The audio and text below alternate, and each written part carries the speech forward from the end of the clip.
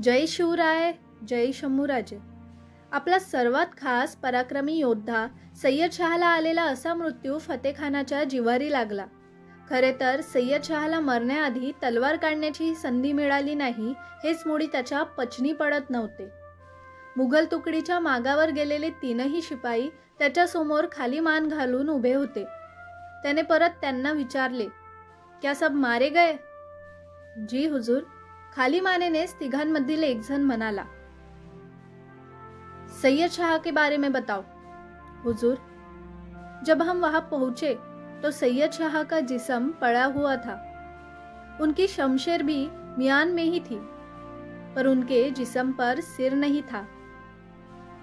काहीसे बिचकत त्याने सांगितले, अगर सिर नहीं था तो वो सैयद शाह था या कोई और, ये तुमको कैसे मालूम?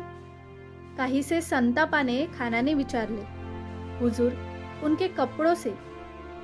सय्यद शहाने बरोबर घेतलेला प्रत्येक जण कसलेला योद्धा होता आणि युद्ध न करताच त्याच्यावर ही वेळ आली होती.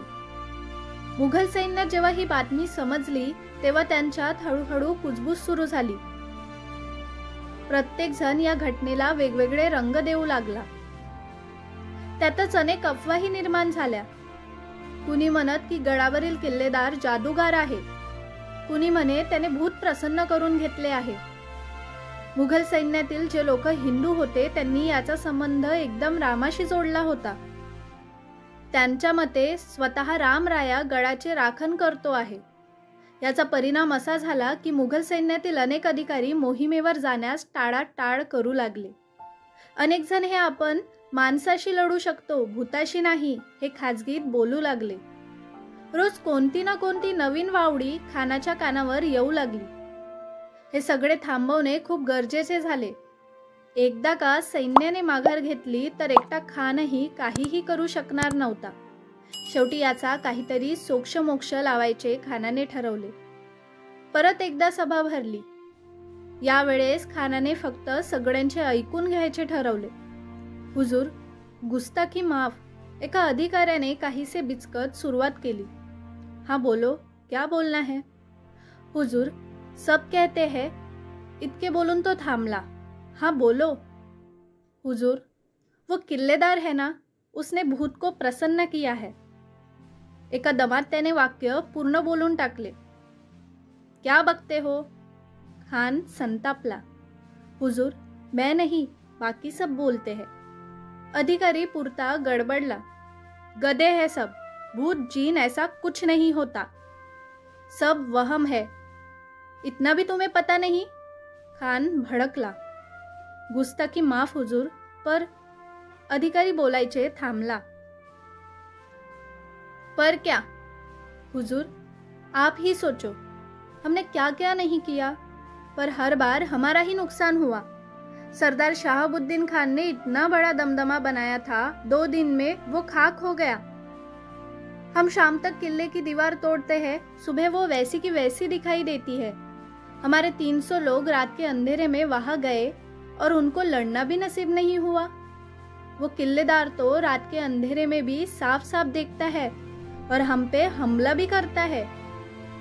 हमारे 7000 सिपाही मरते हैं और उनका एक भी आदमी नहीं मरता. सबको पता है किले पर एक भी तोप नहीं है, पर तोप के गोले हम पर गिरते हैं और उसकी आवाज भी नहीं आती.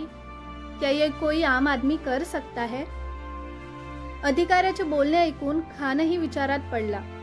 आतापर्यंतच्या सगळ्या घटना पाहिल्या तर त्या अविश्वसनीय होत्या.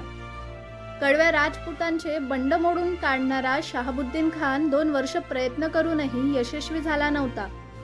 स्वतः फतेखान देखील काही महिन्यापूर्वी किल्ला मिळवण्याचा आटोकाट प्रयत्न करत होता, पण परिणाम शून्यच. ठीक है. खानाचा स्वर मावळ बनला. हुजूर, नासिक में ऐसे बहुत मांत्रिक है, अगर उनकी मदद ली तो. अधिकाराचा स्वर बदलला. लेकिन मुझे अब भी लगता है भूत या जिन नहीं होते.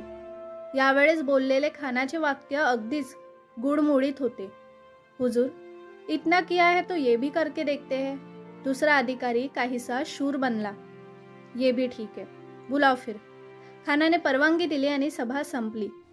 2 दिवस खान आणि तोफखाना दोन्हीही शांत होते. नेहमीप्रमाणे त्याच्या शामियान्यात फेरा घालण्याचा उद्योग चालूच होता आणि तेवढ्यातच हुजऱ्या आत आला.